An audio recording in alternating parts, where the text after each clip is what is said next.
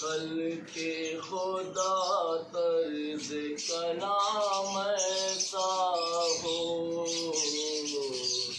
کیسی ہے خلق خدا طرز کلام ایسا ہو، کیسی ہے خلق خدا طرز کلام ایسا ہو، دل پکار اٹھے کہ امت کا امام ایسا ہو،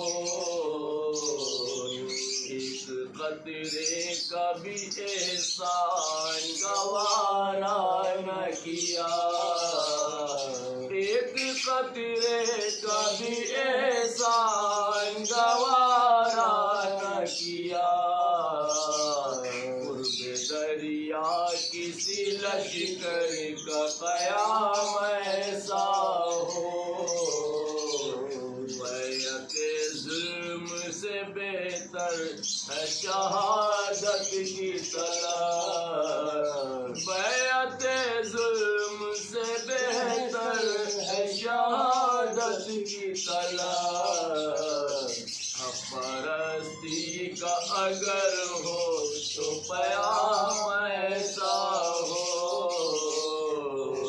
انتہا یہ کہ جو نیزوں کو زباں مل جائے، انتہا یہ کہ جو نیزوں کو زباں مل جائے، وہ بھی یہ کہتے کہ امت کا امام ایسا ہو،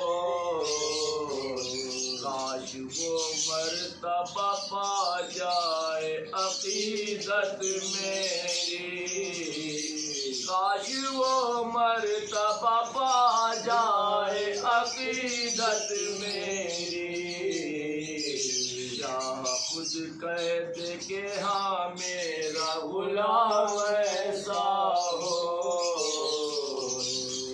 کتنی صدیوں پہ شجاعت کا یہ پل بھاری ہے، کتنی صدیوں پہ شجاعت کا یہ پل بھاری ہے، کٹ گئے ہاتھ مگر حسن عمل جاری ہے، سر پٹکتی ہوئی موجوں کو تلا تم نہ کہو، سر پٹکتی ہوئی موجوں کو تلا تم نہ کہو، یہ تو دریاؤں کا انداز عزاداری ہے، میری نجات کا تو مولا یہی تو ذریعہ ہے، میری نجات کا مولا یہی تو ذریعہ ہے، مجھے نجات نہ دینا حسین کے غم سے، ستم تو یہ کہ ہماری صفوں میں شامل ہیں، ستم تو یہ کہ ہماری صفوں میں شامل ہیں، چراغ بجھتے ہی خیمہ بدلنے والے لوگ، کیسی ہے خلق خدا طرز کلام ایسا ہو،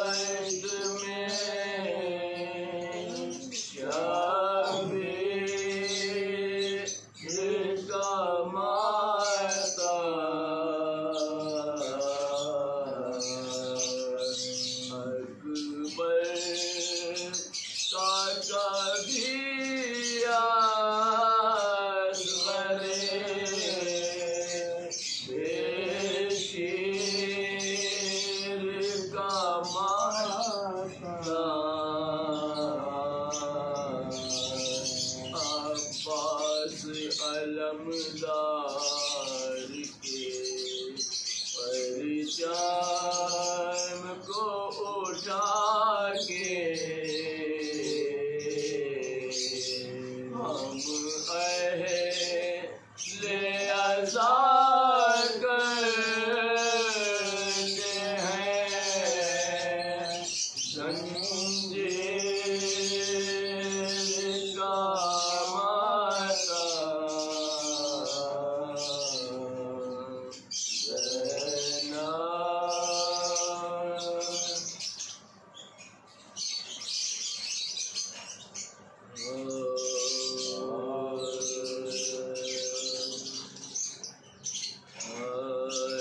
جب کہ آدم میں ہوا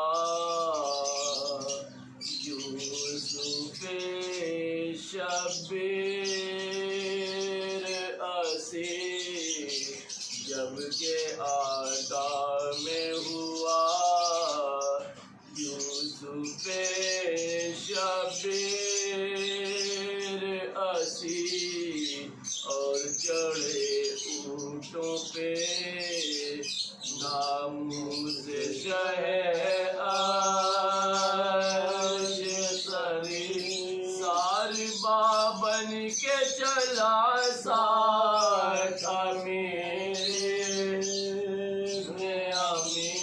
آئے ساری بابن کے چلا ساتھ امیر رسن ایک ہاتھ سے تعمیر زنجیر کی سواری جو نہ اس خستہ جگر کی خاطر ماگری پڑتی تھی اور سر سے پسر کی زینب زار یہ کہتی تھی ستمگاروں سے ہائے یہ بے ادبی فاطمہ کے پیاروں سے کہیں پیدل بھی چلا جاتا ہے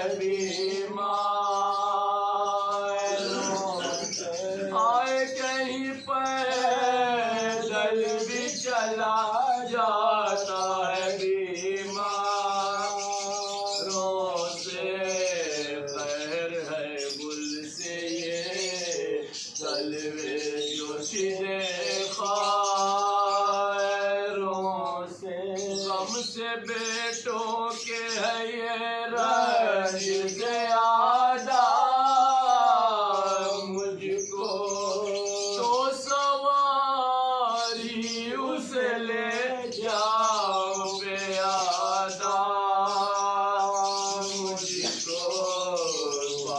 کہتی تھی میرے یار کو لوگوں نہ ستا بیر حق بیر پیا بر سے اوشتا پہ بٹھا کہتی تھی رو کے سکینہ میرے بھیا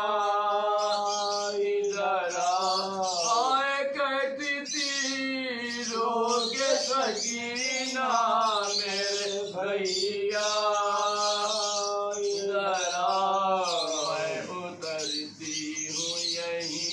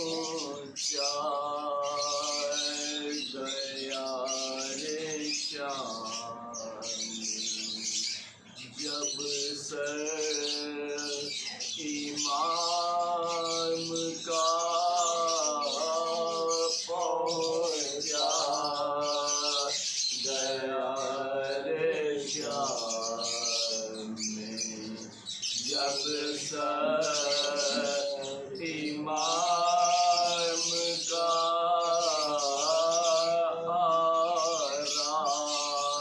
راستہ تمام بازار شام کا مجمع تھا راستے میں ہر ایک خاص و عام کا تھا سر بنا عطرت خیر الانام کا خدیت سب اٹے ہوئے گرد و غبار سے اور تھا دہک رہا تلے عابد بخار سے پہنچا جس نیز پر دھرا تھا سرے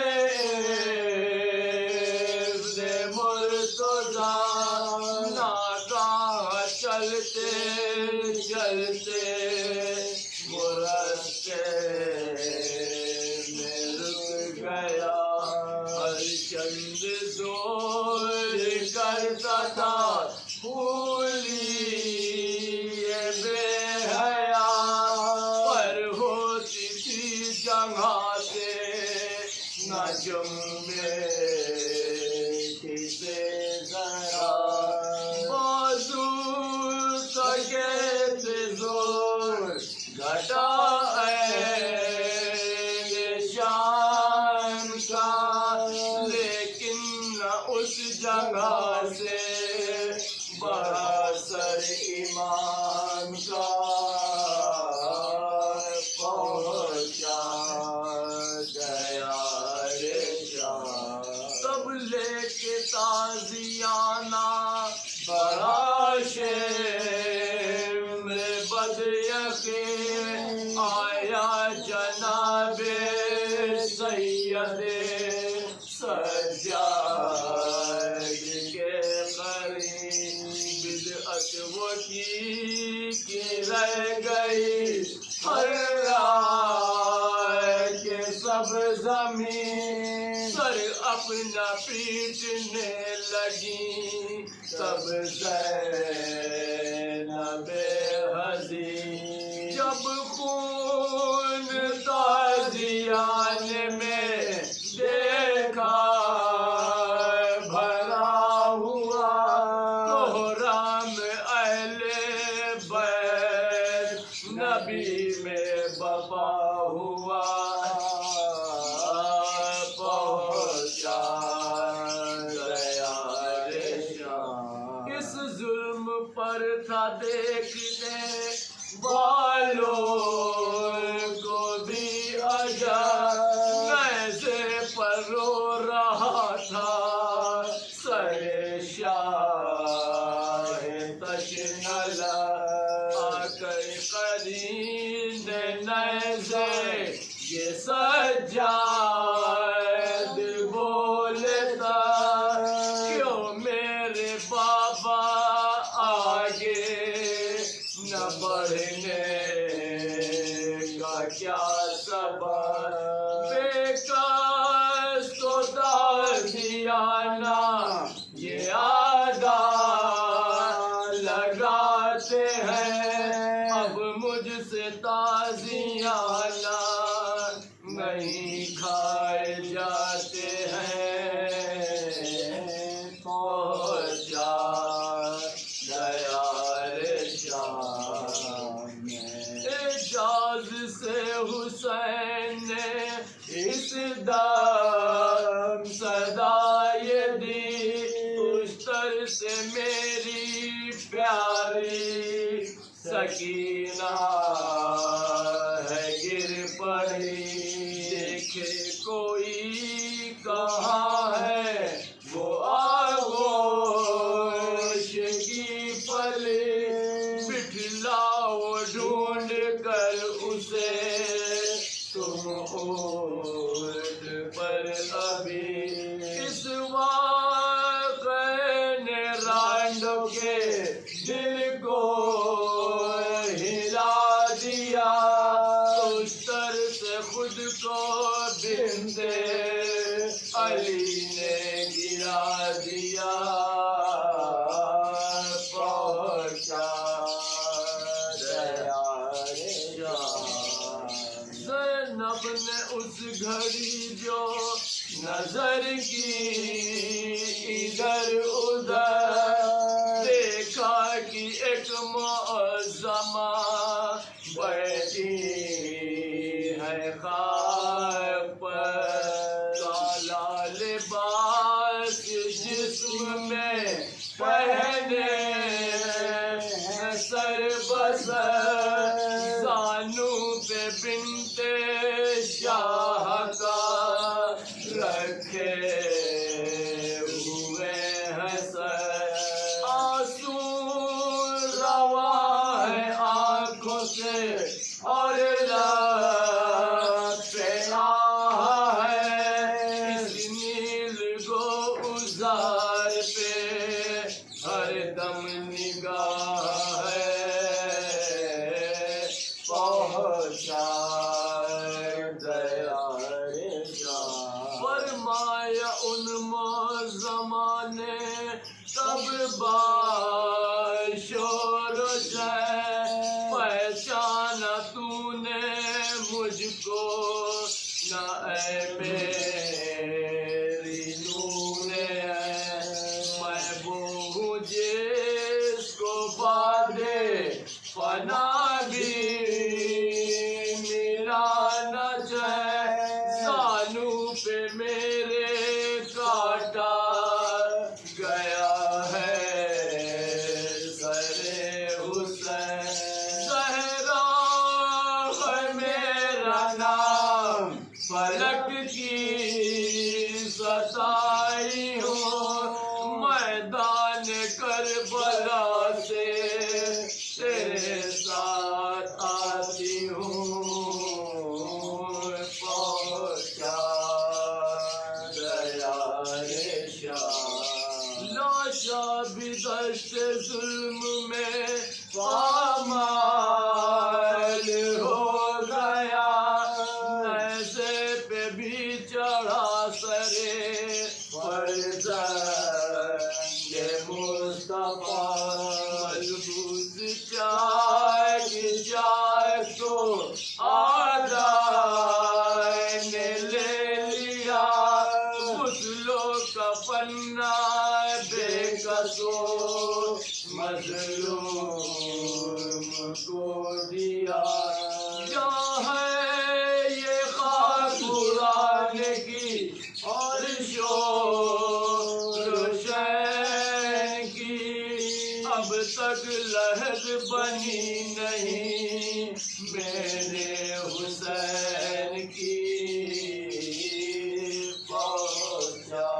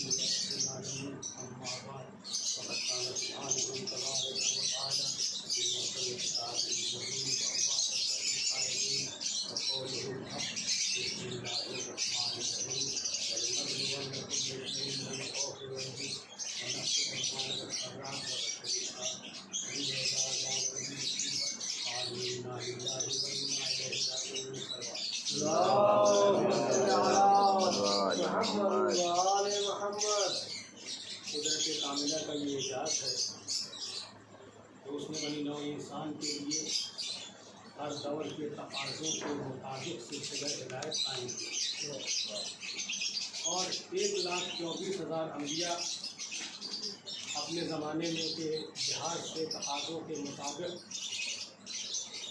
ہدایات کا پیغام لے کے راہ براہ دنیا میں خاندان عالم میں تشریف لاتے رہے. جس دور میں انسان کے نفس امارہ نے گمراہی کی طرف اسے مائل کیا اور اس کے نظام ناقص میں یہ بات آ گئی کہ ہم اب قابو پا چکے ہیں کس پر؟ اس کارخانہ قدرت پہ.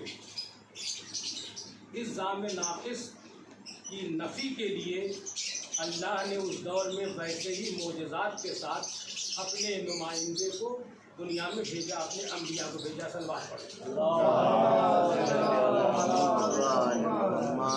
اپنے زمانے میں انجیل ایک معجزہ، زبور اپنے دور میں ایک معجزہ، توریت اپنے دور میں ایک معجزہ، صحف ابراہیم جناب ابراہیم پر علیہ السلام پر کئی صحیفے نازل ہوئے، وہ سب کے سب معجزہ. سب سے آخری انبیاء میں زمانہ فطرت سے قبل جناب عیسیٰ علیہ نبینا کا دور ہے. اس دور میں علم طب فروغ پہ تھا. اطباء یونان امراض کے نسخے تلاش کرتے کرتے اب دوائے موت کے متلاشی ہو گئے تھے. اسی دور میں افلاطون اور ارسطو اور جالینوس جیسے حکماء جو نابغیر روزگار تھے یہ پیدا ہوئے، اور دوائے موت یعنی انسان کی موت پہ کیسے قابو پایا جائے، یہی ایک ایسا مرض تھا جو مسئلہ لا ینحل تھا، جس کا کوئی حل نہیں تھا. اور اس سلسلے میں جدید ترین نسخے ادویات بنائی جا رہی تھی، لیکن کامیابی دور تھی اور ہمیشہ دور رہے گی، کیونکہ قرآن لوح محفوظ پہ آج بھی محفوظ ہے، نازل ہوا قلب پیغمبر پر، اور انشاءاللہ قیامت تک محفوظ رہے گا. اِنَّا نَحْنُ نَزَّلْنَا الذِّکْرَ وَإِنَّا لَهُ لَحَافِظُونَ. ہم نے اس ذکر کو، اس کتاب کو نازل کیا ہے اور ہم ہی اس کی حفاظت کریں گے. اس کی ذمہ داری اللہ نے لے لیا ہے. کسی بندے کے ذہن میں یہ بات نہ آئے کہ جب تک حفاظ قرآن ہے نعوذ باللہ قرآن محفوظ رہے گا. صلوات پڑھیں.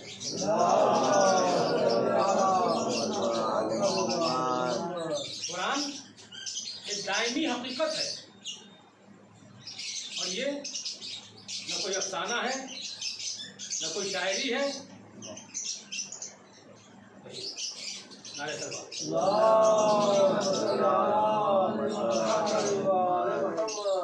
بلکہ پیغام ہدایت ہے. قرآن اعلان کر رہا ہے کل من علیہا فان. اس دنیا میں اس پورا عرض پر جو کچھ ہے سب کچھ فانی ہے. تو جب فانی ہے، قرآن کا اعلان انسانی ذہنوں میں آج بھی محفوظ ہے، 1,500 سال تقریباً ہونے کو آئے. تو پھر اس سید نامشکور کی ضرورت کیا تھی کہ دوائے موت تلاش کرتے اطباء یونان. اللہ نے اسی دور میں جناب مسیح ابن مریم کو اپنے کرامات الہی کا مظہر بنا کے بھیجا. اور علماء کرام لکھتے ہیں کہ جناب عیسیٰ علیہ السلام نے تقریباً 30,000 مردوں کو زندہ کیا. صلوات پڑھیں.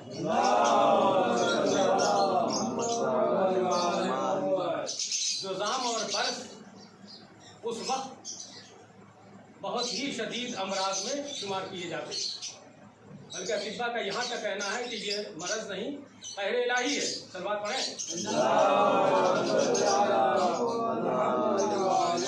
یہ قہر الہی ہے. لیکن جناب عیسیٰ کی ایک افسون سے، ایک پھونک سے مردے زندہ ہوئے، ٹھوکر سے مردہ زندہ ہوئے. مس کرنے سے برس کا مرض جاتا رہا، اسی لیے آپ کو مسیح کہا گیا. مس کرنے والا جناب مسیح، اسی سے لفظ مسیحا ایجاد ہوا. اے شفاعت بخشنے والے. انجیل مقدس میں ایک مردے کا ذکر ہے. جو موجودہ انجیل قوم نصارہ کے پاس ہے، اس میں صرف ایک مردے کے زندہ ہونے کا ذکر ہے. اور اسی معجزے پر نصارہ نازا ہیں. لیکن علماء اسلام تحریر فرماتے ہیں کہ کم سے کم 30,000 مردوں کو جناب عیسیٰ نے زندہ کیا. صلوات پڑھیں.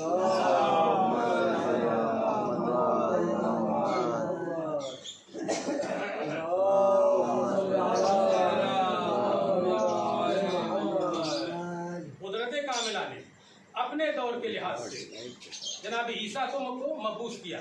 اس کے بعد تقریباً 500 سال کا وہ دور ہے جہاں کسی نبی کے وجود کا ذکر نہیں ملتا، تاریخی شواہد نہیں ملتے. یہ زمانہ فطرت ہے. اس کے بعد جب گمراہی زیادہ بڑھی اور بنی نوع انسان اتنا پست ہوتا گیا کہ اپنی جبین نیاز کو اس نے 360 بتوں کے آگے جھکا دیا. تو قدرت کو پھر اپنی کرامت، اپنے وجود، اپنے اختیار کی ضرورت آ پڑی کہ اس نے سرزمین حجاز پر اپنے آخری نبی حضرت محمد مصطفیٰ صلی اللہ علیہ وآلہ وسلم کو 2 معجزات کے ساتھ مبعوث فرمایا. کتاب کی صورت میں قرآن، عمل کی صورت میں اہل بیت.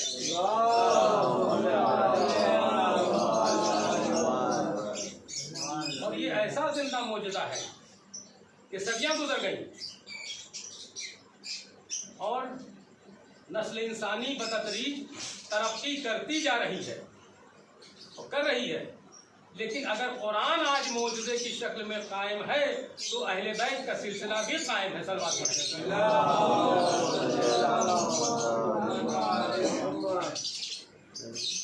جو انبیاء معصرت گزرے انہیں کتاب سے تو اللہ نے نوازا. اپنے زمانے میں ہر نبی کے پاس جو کتاب نازل ہوئی وہ معجزہ تھی. لیکن جب وہ نبی دنیا سے تشریف لے گئے، کتابیں بھی منسوخ ہوتی گئیں. اور موجودہ دور میں جو یہود کے پاس، نصارہ کے پاس توریت انجیل کے نسخے موجود ہیں، ان کی حیثیت کسی افسانے اور داستان سے زیادہ نہیں ہے. کیونکہ اللہ کا جو کلام ہوتا ہے یہ ایک اصول ہے کہ شخصیت جتنی بلند و بالا ہوگی کلام اتنے ہی اعلیٰ ہوگا. کوئی فلسفی اگر کوئی گفتگو کرے گا تو وہ فلسفیانہ گفتگو کرے گا. کوئی بڑا شاعر اگر کوئی کلام لکھے گا تو وہ ادب کی تاریخ میں زندہ جاوید بن جاتا ہے. کوئی مورخ کوئی کتاب لکھے گا تو وہ تاریخی حوالوں کے ساتھ بات کرے گا. لیکن اسی طرح سے اللہ کا جو کلام ہوگا اس پہ انسانی عقل حیران ہو جاتی ہے. اس پہ انسانی عقل حیران ہو جاتی ہے. اہل عرب کو بڑا ناز تھا اپنی زباندانی پر، اور خود کو عرب کہا یعنی بولتا ہوا، اور غیر عرب کو عجم کہا یعنی گونگا، خاموش. اس زباندانی کے عالم یہ تھا کہ انہوں نے 7 قصیدے سبا معلقات خانہ کعبہ کے اندر انہوں نے آویزاں کر دی اور اس پہ فخر کر رہے تھے. اللہ نے سورہ توحید نازل کر دیا کیونکہ کفار مکہ کا ایک مزاج تھا کہ وہ پشت کے شجرے دیکھا کرتے تھے، چاہے وہ عبد ہو یا معبود. یہ سوال ہوا ہمارے نبی سے کہ آپ جس توحید کا پیغام دے رہے ہیں آپ کے خدا کا نام و نسب کیا ہے؟ تو اللہ نے سورہ اخلاص نازل کر دیا. یہ میرے حبیب ان سے کہہ دیجئے کہ قل هو اللہ احد، ان سے کہہ دیجیے، براہ راست کلام نہیں ہو رہا ہے، یہ اس قابل ہی نہیں کہ ان سے براہ راست کلام کیا جائے. قل هو اللہ احد، ان سے کہہ دیجیے کہ اللہ احد ہے، واحد نہیں ہے، احد ہے. واحد وہ ہوتا ہے کہ جیسے یہاں پہ ایک کوئی چیز موجود ہے، اس جیسا یہاں تو نہیں ہے لیکن دوسری جگہ وہ ہے، یہ واحد ہے. لیکن احد وہ ہے جو یکتا ہو، بے مثال ہو.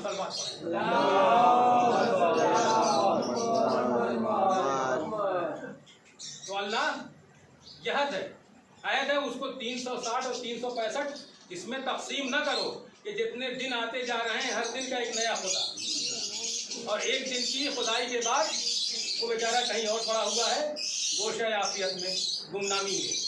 ہر نیا دن آیا ایک نیا خدا، اور وہ بھی طرح طرح کے خدا، کبھی اناج کی شکل میں، کبھی غذاؤں کی شکل میں، کبھی کسی اور شکل میں، کبھی مٹی کی شکل میں، کبھی کھلونے کی شکل میں سلوات پڑھتے جائیں.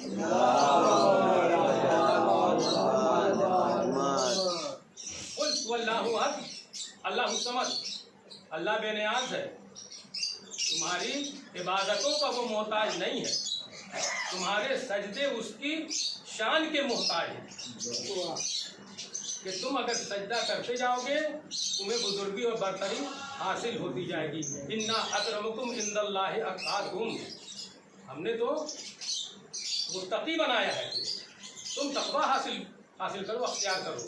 اللہ الصمد لم یلد ولم یولد، نہ وہ کسی سے پیدا ہوا نہ اس سے کوئی پیدا ہوا.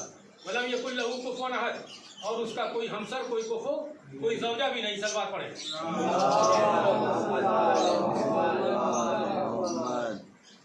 وہ جو قصائے عرب اپنے قصیدوں کے ناغاں تھے وہ انگشت بدندہ رہ گئے. تو قرآن نے اتنی خوبصورت، اتنی شستہ، اتنی دلکش توحید کی تعریف، ڈیفینیشن پیش کی کہ اس کا جواب دنیا میں نہیں ملتا. یہ ہے کلام الہی کی شان. لیکن جو دوسری آسمانی کتابیں آج دوسرے اقوام کے پاس موجود ہیں، ان کو چونکہ نفس پرستوں نے، دنیا پرستوں نے کمپائل کیا، جمع کیا، تو جیسی ان کی شخصیات تھی ویسے واقعات اس میں درج کرتے گئے. جناب عیسیٰ علیہ السلام اللہ کے نبی، اللہ کے رسول، صاحب کتاب پیغمبر، صاحب معجزہ پیغمبر، اور جناب عیسیٰ کی ولادت ہی قدرت کاملہ کا مظہر ہے، معجزہ ہے. اس پر ہر مسلمان کا یقین ہے، ایمان ہے، اور ہر مسلمان کا یقین ہے. ہمارے علماء امامیہ لکھتے ہیں کہ جناب عیسیٰ علیہ السلام کی ولادت کا معجزے کا بیان ثبوت یہ ہے کہ عموماً انسان جب حکمہ معادر میں آتا ہے تو ایک مختصر سی مدت کے بعد، معینہ مدت کے بعد وہ دنیا میں ظاہر ہوتا ہے، ولادت ہوتی ہے. یعنی دوران حمل ماں کے شکم میں رہتا ہے 8 مہینے 9 مہینے یا اس سے بھی کچھ زیادہ وغیرہ وغیرہ. لیکن جناب مریم کے ساتھ یہ معجزہ تھا، جناب عیسیٰ کی ذات کا یہ معجزہ تھا کہ چند لمحوں میں کن فیکون کا معاملہ وہاں تھا. جناب جبریل امین آئے، جناب مریم کو بشارت دی، اور چند وقفوں کے اندر، تھوڑے ہی وقفے کے اندر جناب عیسیٰ کی ولادت ہوگی. سلوات پڑھیں.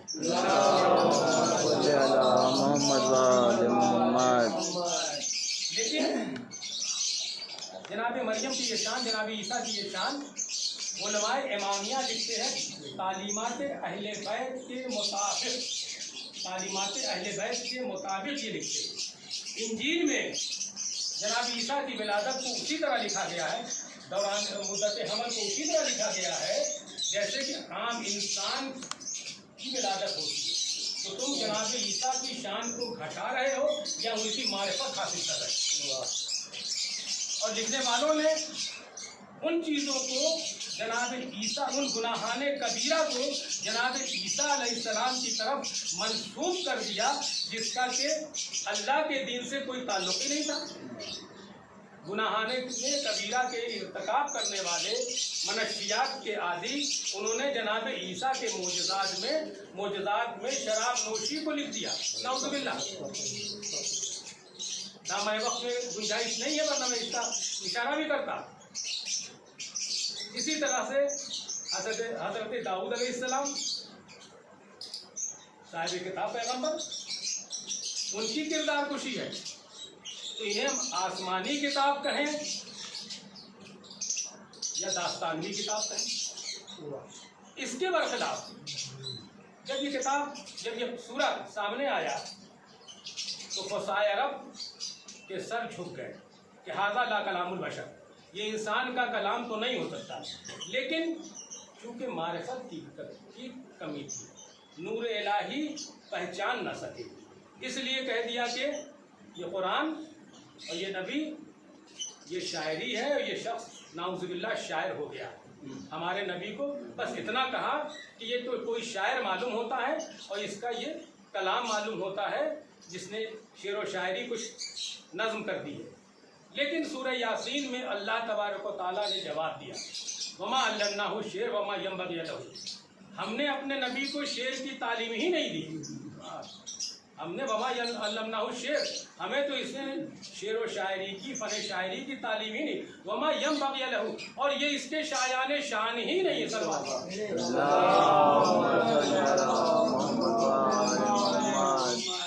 جس پہ آپ نازا ہیں اپنے قصائد پر، اپنے کلام پر، وہ اس قابل نہیں کہ میرے نبی کے لبوں پہ جاری ہو۔ اور گرامی، تمہید کے جملوں کے بعد میں نے اپنا عنوان سخن جو قرار دیا ہے، تمہیں آزمائیں گے، نبلونکم بشیء من الخوف والجوع ونقص من الاموال ونقص من الثمرات وبشر الصابرین الذین اذا اصابتهم مصیبہ قالوا انا للہ وانا الیہ راجعون۔ ہم تمہیں آزمائشوں میں مبتلا کریں گے۔ ان آزمائشوں میں بھوک سے، خوف سے، نفسوں کی ہلاکت سے، ثمرات کے نقصان سے، بشر الصابرین، اور اس پہ صبر کرنے والوں کے لیے بشارت ہے، خوشخبری ہے۔ الذین اذا اصابتهم مصیبہ قالوا انا للہ وانا الیہ راجعون، جو مصیبتوں میں مبتلا ہوتے ہیں تو ان کے لبوں سے یہ فقرہ جاری ہوتا ہے کہ انا للہ وانا الیہ راجعون، ہم تو تیری ہی طرف سے آئے ہیں اور ہماری مراجعت، ہماری واپسی بھی تیری جانب سے واپس ہے۔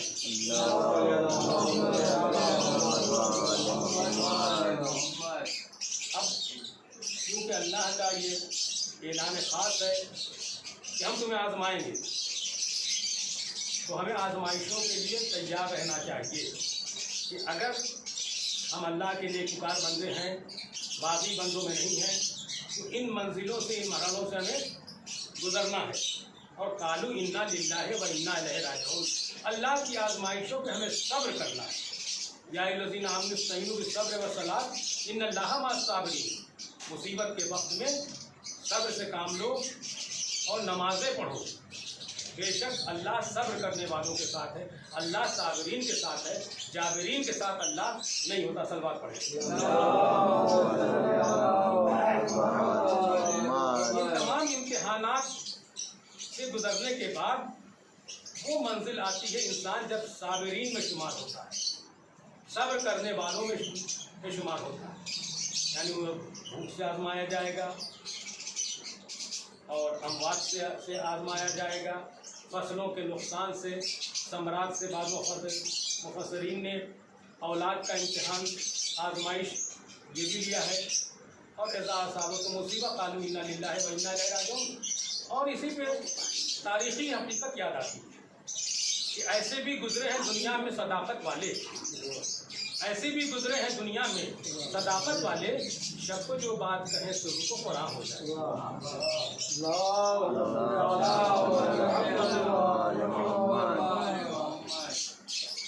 جن کے زبان کی پاکیزگی اور تقدس کا یہ عالم ہے کہ ان کے دہن مبارک سے کوئی جملہ اگر برآمد ہو جائے تو وہ اتنا بلیغ ہو کہ اللہ اسے اپنی کتاب مبارک میں شامل کرے۔ جنگ احد مشہور واقعہ ہے، کیونکہ صاحبان فکر و نظر تشریف فرما ہے، اس لیے صرف اشارہ کافی ہے کہ اللہ کے حبیب نے یہ حکم دیا تھا کہ اس درے پر یہ دستہ فوجی دستہ تعینات رہے گا، فتح یا شکست جب بھی ہو درہ اپنی جگہ پہ قائم رہے گا، وہ دستہ اپنی جگہ پہ درے پر پہرا دے گا کہ غنیم دشمن درے کے راستے سے حملہ نہ کر سکے۔ اور ظاہر ہے کہ سب جانتے ہیں کہ جب مسلمانوں کو فتح حاصل ہوئی تو مال غنیمت کے لیے اس دستے نے اپنی جگہ چھوڑی۔ نتیجہ یہ ہوا کہ شہروں کا لشکر خالد بن ولید کی سرکردگی میں سربراہی میں حملہ آور اور دیرینہ منصوبے کامیاب ہو گئے۔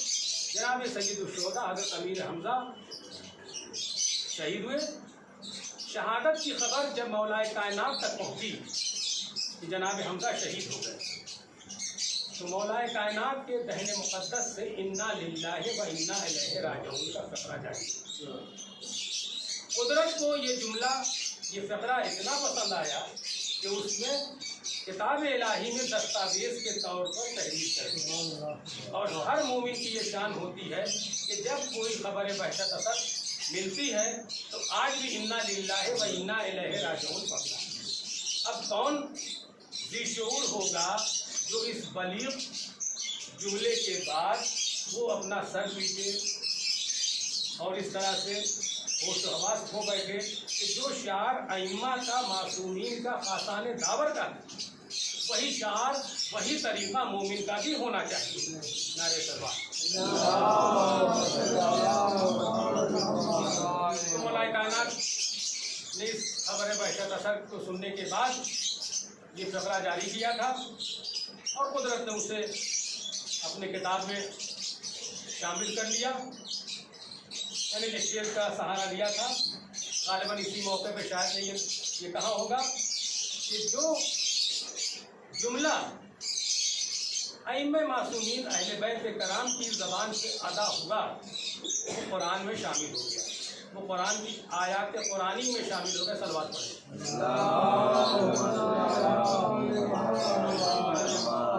لیکن انا ہدینا السبیل اما شاکرا و اما کفورا، ہم نے تو تمہاری ہدایت کا سامان فراہم کر دیا، سبیل مقرر کر دی، اب تم ہمارے چاہے فرما بردار بندے بن جاؤ یا ناشکروں میں شامل ہو جاؤ۔ ہدایت کا راستہ تو سامنے ہے، لیکن انسان کا یہ نفس امارہ ہے جو اسے برائیوں پہ ابھارتا ہے۔ 1,24,000 انبیاء، سب کے نام تو معلوم نہیں، تقریباً 2 درجن سے کچھ زائد انبیاء کرام کے نام قرآن میں ہیں، لیکن یہ مسلمانوں کا عقیدہ کہ 1,24,000 انبیاء ہیں، ان کے اوصیاء آئے، اوصیاء کے بعد ائمہ آئے، ائمہ کے بعد الحمدللہ آج ہمارے امام کو غیبت میں ہے، صلوات پڑھیں۔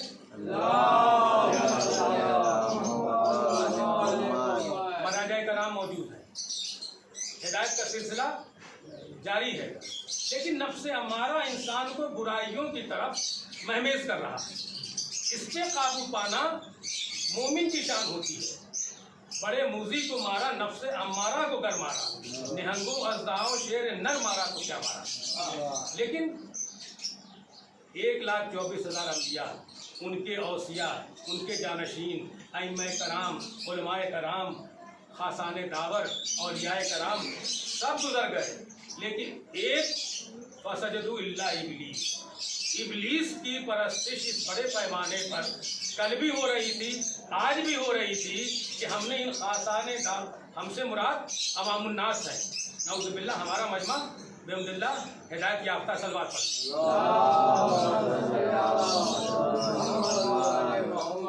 हमने अपनी जो लौ लगाई तो जाहिर है कि एक दर आले मोहम्मद का हमें काफ़ी है, एक दर आले मोहम्मद का हमें काफ़ी है, और होंगे जो हर एक दर पे सदा देते हैं।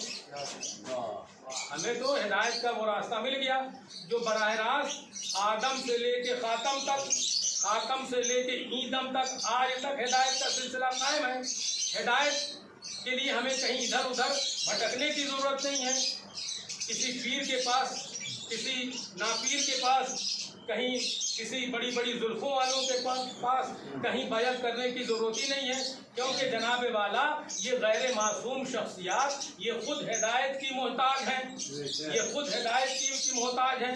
नफ्स अम्मारा इनके अंदर भी होता है, नफ्स अम्मारा इनके अंदर भी मौजूद है। इन्हें खुद ही नहीं मालूम कि इनकी आक़िबत क्या होगी। वो हमें मैदान हश्र में किधर लेके जाएंगे, वो हमें मैदान हश्र में किधर लेके जाएंगे। हमारा तो अकीदा ये है कि बस जिस तरफ चाहिए ले जाइयो है आले रसूल, जिस तरफ चाहिए ले जाइयो है आले रसूल, हश्र में हाथ हमारा हो तुम्हारा दामन। हमें यकीन है कि सरदारे अंबिया शाफ़े महशर हैं, जहाँ वो होंगे वहाँ साक़िए कौसर भी होंगे, जहाँ साक़िए कौसर होंगे वहाँ बज़तुर रसूल भी होंगी, और वहीं जवानाने जन्नत के सरदार भी होंगे। इतने तो वाक़या मौजूद है। पंजन पाक के लिए मुत्तफ़क़ा ये वाक़या मौजूद है कि हदीस के साथ में आप हज़रात सब बिहम्दिल्लाह शब जुमा में कम से कम तिलावत करते हैं कि जो चादरें जमानी में थे पंजतन पाक वही है, छठा इंसान कोई नहीं है। छठी ज़ात, छठी हस्ती जनाब जिब्रील की है, जनाब जिब्रील की है। अब इधर से उधर से इनको अहले बैत में शामिल करना, उनको जोड़ना, उनको घटाना, ये आयत कुरानी की तकज़ीब है। आयत तत्हीर जिन 5 हज़रात की गवाही दे रही है, इन्नमा युरीदुल्लाह लियज़हिब अन्कुम अर्रिज्सा अहलल बैत बितहरिकुम तत्हीरा।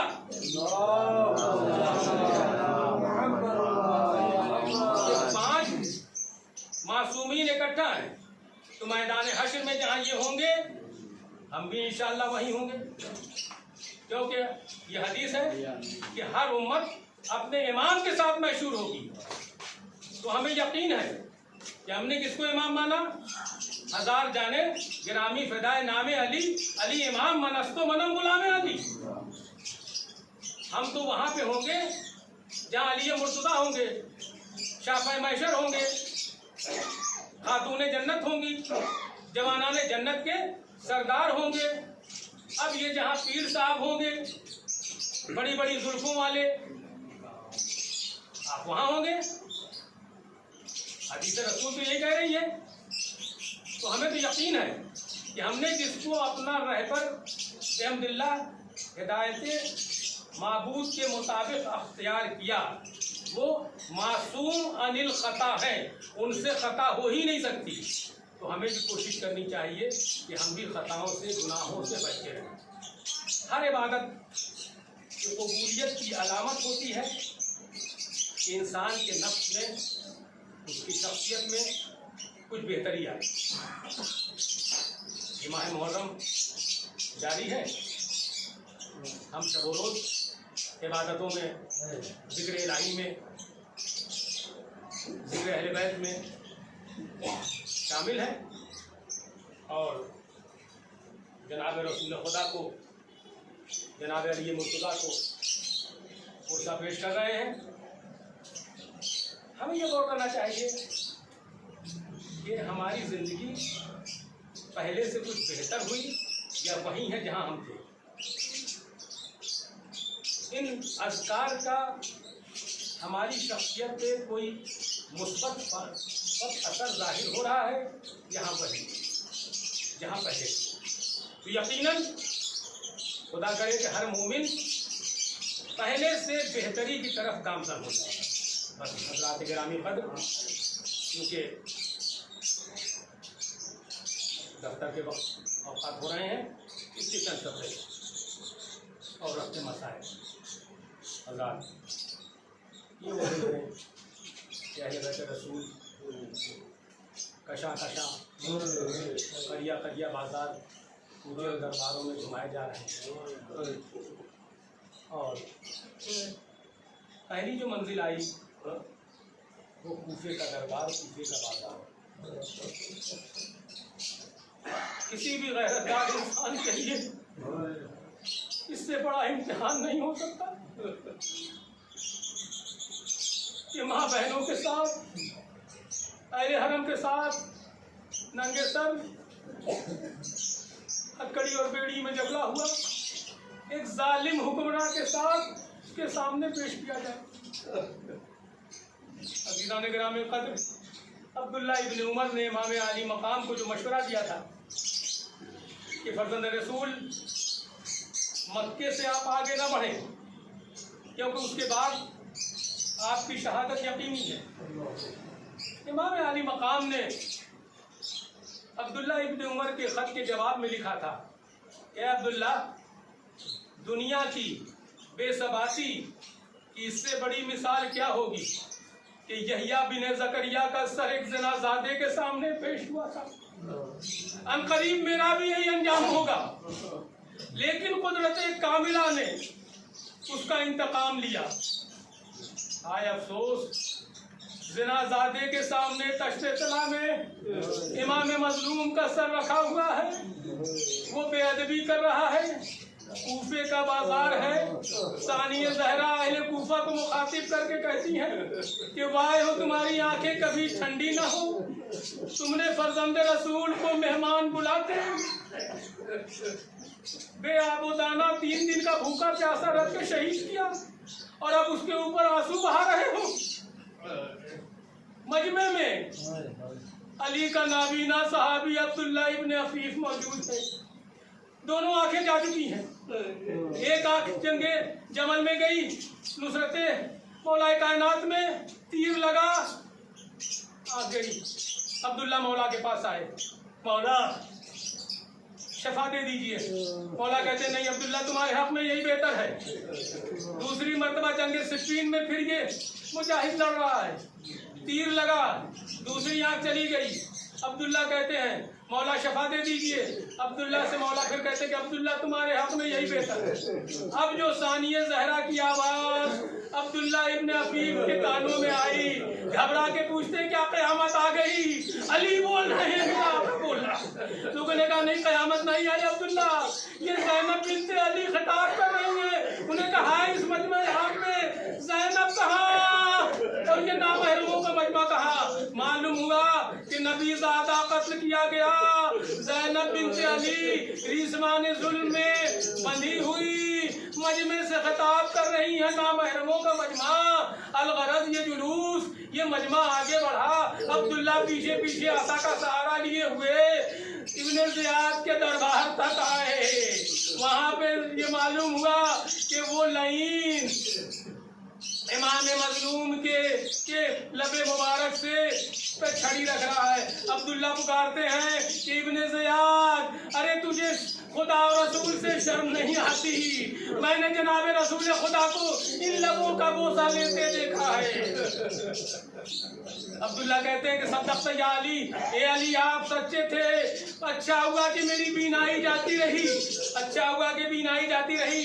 ابن زیاد پوچھتا ہے اپنے فوجیوں سے کہ یہ گستاخ کون ہے؟ لوگوں نے کہا کہ صحابی رسول عبداللہ ابن عفیف۔ حکم ہوتا ہے کہ عبداللہ کی گردن قطع کر دو، عبداللہ کی گردن قطع کر دو۔ عبداللہ کو جلاد پکڑتے ہیں، لیکن عبداللہ کے قبیلے والے آ گئے تلواریں سونت کے کہ ہمارے بزرگ یہ خانہ ہے، بزرگ یہ قبیلہ ہیں، قطعی ان کے ساتھ کوئی ظلم نہ ہونے پائے۔ عبداللہ کو وہ چھڑا کے ان کے گھر بعافیت لے گئے۔ آئے رات کی تاریکی آئی، اب فوجی دستر آیا، نابینا علی کا مجاہد، گھر میں ایک بیٹی ہے۔ فوجیوں نے دروازہ توڑا، اندر داخل ہوئے بیٹی کہتی ہے بابا فوجی گھر کے اندر آ گئے. آئے جب یہ وہی فوجی تھے جو خیام حسینی لوٹ کے آئے تھے. فوجی گھر کے اندر آ گئے. عبداللہ کہتے ہیں میری پارے جگر میری تلوار لا. فوجی حملہ کرتے ہیں. عبداللہ کی بیٹی اشارہ کر رہی ہے کہ فوجی داہنے سے آ رہے ہیں. عبداللہ داہنی کی طرف تلوار چلاتے تھے. نابینا صحابی کبھی بھائی طرف آخر تھک کے بیٹھ گئے. عبداللہ گرفتار کیے گئے. ابن زیاد کے سامنے پیش کیے گئے. عبداللہ بس یہاں کہتے ہیں کہ مجھے زندگی میں ایک شوق تھا. میں جمل میں مجھے شہادت نہیں ملی. مجھے صفین میں شہادت نہیں ملی. میں آج فرزند رسول کے اوپر اپنی جان نثار کر رہا ہوں.